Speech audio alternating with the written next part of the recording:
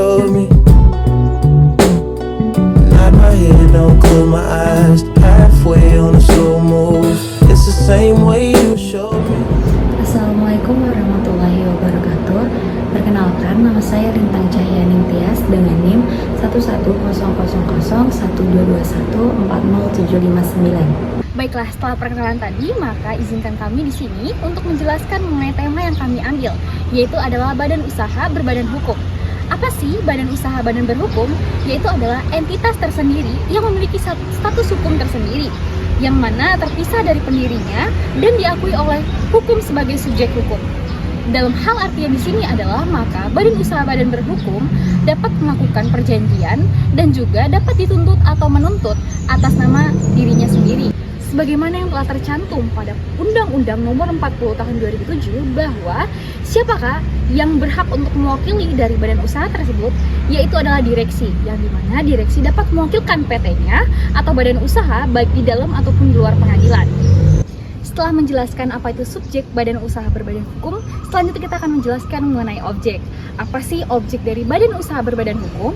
Yang pertama ada perseroan terbatas, yang kedua ada yayasan, dan yang ketiga adalah koperasi. Di mana perseroan terbatas telah diatur dalam Kitab Undang-Undang Hukum Dagang dan juga diatur dalam Undang-Undang Nomor 40 Tahun 2007, yang dimana perseroan terbatas adalah badan hukum yang didirikan berdasarkan perjanjian dan memiliki modal yang terbagi menjadi saham. Lalu kedua, apa itu dengan yayasan? Yayasan adalah menurut Undang-Undang Nomor 16 Tahun 2001 dan yang diubah oleh Undang-Undang Nomor 28 Tahun 2004, yaitu adalah badan hukum yang terdiri atas kekayaan yang dipisahkan dan diperuntukkan untuk mencapai tujuan tertentu di bidang sosial, keagamaan, dan kemanusiaan.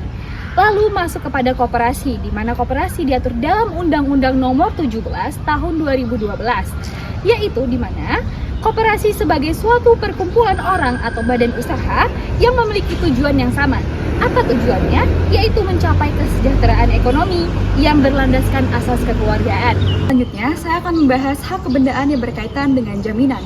Hak kebendaan ialah suatu hak yang memberikan kekuasaan langsung atas suatu benda yang dapat dipertahankan terhadap setiap orang. Hukum perdata mengenal pembedaan tentang benda dalam beberapa macam, antara lain: yang pertama, benda yang dapat diganti dan yang tidak dapat diganti. Yang kedua, benda yang dapat diperdagangkan dan yang tidak dapat diperdagangkan. Yang ketiga, benda yang dapat dibagi dan yang tidak dapat dibagi. Yang terakhir, benda yang bergerak dan yang tidak bergerak. Dalam pembagian ini, yang paling penting mengenai benda bergerak dan benda tidak bergerak karena memiliki akibat hukum tersendiri. Mengenai benda yang tidak bergerak telah diatur tersendiri dalam KUH Perdata buku 2 yang memuat antara lain hak eigendom, obstal, dan erfak. Hak atas tanah yang bisa digunakan secara turun-temurun yang diberikan pemerintah dalam waktu tertentu dan membayar retribusi atau cukai. Materi selanjutnya adalah mengenai syarat-syarat badan hukum. Ada beberapa syarat yang harus dipenuhi oleh suatu perkumpulan atau badan usaha agar dapat dikatakan sebagai badan hukum atau reh person. Syarat yang pertama didirikan dengan akta notaris, yaitu didaftarkan di kantor panitera pengadilan. Namun dalam hukum perdata ada dua bentuk badan hukum, yaitu yang pertama ada private reh person dan yang kedua ada public reh person. Private reh person yaitu suatu badan hukum yang didirikan berdasarkan hukum sipil atau hukum perdata yang menyangkut kepentingan orang yang berada di dalam badan hukum itu. Badan hukum semacam ini merupakan badan swasta yang didirikan oleh orang baik sendiri maupun banyak untuk tujuan tertentu, yaitu mencari benefit. Contohnya itu seperti PT, yayasan, koperasi, badan amal, dan lain sebagainya. Untuk yang public reh person yaitu suatu badan hukum yang didirikan berdasarkan hukum publik atau yang menyangkut kepentingan publik atau orang banyak dan atau negara. Sebagai contoh adalah seperti negara Republik Indonesia, pemerintah daerah provinsi dan pemerintah daerah kabupaten atau kota, dan perusahaan negara. Syarat yang kedua yaitu adanya harta kekayaan yang terpisah. Harta kekayaan yang terpisah dimaksudkan sebagai alat untuk mencapai tujuan badan hukum yang bersangkutan. Harta kekayaan itu meskipun berasal dari pemasukan para anggota, tetapi terpisah dengan harta kekayaan dari masing-masing. Perbuatan pribadi anggota-anggotanya tidak mengikat harta kekayaan tersebut. Sebaliknya, perbuatan badan hukum yang diwakilkan pengurusnya tidak mengikat harta kekayaan anggota-anggotanya. Syarat yang ketiga mempunyai tujuan tertentu. Tujuan tertentu ini dapat berupa tujuan yang ideal maupun tujuan yang komersial, yang merupakan tujuan tersendiri dari badan hukum, yaitu adalah untuk kepentingan satu atau beberapa anggotanya. Baik, materi selanjutnya adalah perbuatan badan hukum. Perbuatan badan hukum adalah setiap perbuatan yang dilakukan oleh badan hukum yang menimbulkan hak dan kewajiban yang ditandai dengan adanya pernyataan kehendak. Badan hukum dapat melakukan perbuatan hukum seperti orang. tetapi perbuatan badan hukum selalu diwujudkan melalui perbuatan manusia. Contoh-contoh perbuatan badan hukum meliputi yang pertama perusahaan, yang kedua yayasan, yang ketiga koperasi, dan yang terakhir persekutuan orang. Selanjutnya adalah teori badan hukum. Teori badan hukum adalah suatu konsep dalam ilmu hukum yang mempelajari tentang badan hukum dan hak-hak serta kewajiban yang dimiliki oleh badan hukum. Beberapa teori yang terkait dengan badan hukum adalah yang pertama, teori fiksi, kedua teori kekayaan bertujuan, yang ketiga teori organ, yang keempat teori kenyataan yuridis, yang terakhir teori kekayaan bersama. Selanjutnya, saya akan membahas teori kekayaan bersama. Di poin pertama yaitu legal personality as a legal person.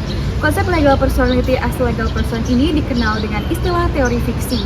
Badan hukum ialah ciptaan rekayasa manusia, sedangkan badan merupakan hasil suatu fiksi manusia. Personalitas badan hukum didasarkan hukum positif, maka negara mengakui dan menjamin personalitas hukum badan tersebut. Badan hukum yang memiliki hak dan kewajiban tersebut diperlakukan sama dengan manusia sebagai real person. Konsep legal personality sebagai legal person mengacu pada kualitas atau keadaan sebagai subjek hukum. Konsep ini mencakup sifat-sifat hukum yang sah dan kualitas-kualitas suatu entitas, termasuk kelebihan dan kekurangan hukum. Konsep ini sangat penting dalam hukum munisipal dan internasional karena menentukan siapa yang berhak atas hak dan kewajiban serta siapa yang tindakannya diakui oleh sistem hukum. Yang kedua ada corporate realism atau teori kenyataan yuridis. Mendasarkan pendirian badan hukum pada peraturan perundang-undangan dengan personalitas hukum yang diakui sebagai kenyataan alamiah seperti manusia, bukan fiksi. Namun, pendekatan ini menghadapi kesulitan dalam menjelaskan mengapa beberapa badan seperti persekutuan perdata dan perkumpulan tidak berbadan hukum tidak diakui sebagai badan hukum di beberapa negara. Dalam artikel Some Realism About Corporate Rights oleh Richard Schrager dan Richard Schwartzman membahas apakah gereja dan korporasi harus memiliki hak, terutama dalam konteks hak kebebasan berbicara dan beragama. Mereka mendukung pandangan realis terhadap hak-hak korporat, menekankan pentingnya menilai apakah hak kelompok benar-benar memajukan kepentingan individu. Mereka juga menyarankan fokus pada analisis fungsional tentang bagaimana kelompok bekerja dan apakah mereka layak dilindungi dengan hak. Yang ketiga adalah teori Zweck-Vermeugen atau Doel-Vermeugen's Theory yang diajarkan oleh A. Brins dan P.J. van der Heyden, menyatakan bahwa korporasi adalah badan hukum yang memiliki hak atas harta benda tertentu yang bukan milik manusia dan didirikan untuk mengejar tujuan tertentu. Tujuan ini menentukan kelayakan penggabungan aset. Menurut Abdul Qadir Muhammad, teori kekayaan yang bertujuan ini menekankan bahwa kekayaan dikelola dan digunakan untuk tujuan tertentu, dan tujuan korporasi dilindungi oleh hukum. Teori ini diadopsi dalam sistem hukum seperti hukum Jerman, di mana institusi hukum publik dan endowment dalam hukum perdata adalah badan hukum yang ditentukan oleh tujuan, bukan oleh individu anggotanya. Secara singkat, hak-hak badan hukum sebenarnya adalah hak-hak tanpa subjek hukum karena kekayaan tersebut terikat oleh tujuan. Teori ini juga dikenal sebagai Zweck-Vermeugen. Selanjutnya saya akan menjelaskan mengenai aggregation theory. Teori agregasi disebut juga sebagai teori simbolis atau teori tick breaker dan dalam versi modern dikenal sebagai corporate nominalism. Secara teoretik berhubungan dengan teori fiksi. Pandangan individualistik ini menyatakan bahwa makhluk atau human being dapat menjadi subjek atau penyandang hak dan kewajiban timbul atau lahir dari hubungan hukum dan oleh karenanya benar-benar menjadi badan hukum.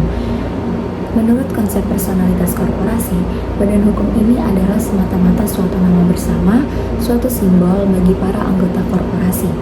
Konsep perusahaan sebagai badan hukum yang kekayaannya terpisah dari para pemegang sahamnya merupakan sifat yang penting bagi status korporasi sebagai suatu badan hukum yang dibedakan dengan bentuk-bentuk perusahaan yang lain. Sifat terbatasnya tanggung jawab merupakan pernyataan dari prinsip bahwa pemegang saham tidak bertanggung jawab secara pribadi atas kewajiban perusahaan sebagai badan hukum yang kekayaannya terpisah dari pemegang sahamnya. Selanjutnya, memasuki materi modern views on legal personality, hukum nasional modern dewasa ini menggabungkan antara realis dan fiksionis teori dalam mengatur hubungan bisnis domestik dan internasional. Di satu mengakui realitas sosial yang ada di belakang personalitas hukum dan sisi lain memperlakukan badan hukum dengan sejumlah aspek sebagai suatu fiksi. Modern views on legal personality ini berpusat pada konsep siapa atau apa yang dapat dianggap sebagai pribadi hukum yang memiliki hak dan kewajiban di bawah hukum. Secara tradisional, kepribadian hukum terbatas pada manusia atau pribadi alami dan organisasi tertentu atau pribadi hukum atau badan hukum, seperti perusahaan. Sekian yang dapat saya sampaikan, kurang lebihnya mohon maaf. Wassalamualaikum warahmatullahi wabarakatuh. Sekian dari kelompok kami, terima kasih. Dadah! Nod my head, don't close my eyes. Halfway on a slow move. It's the same way you showed me. If you could fly, then you'd feel south. Up north's getting cold soon. The way it is, we're on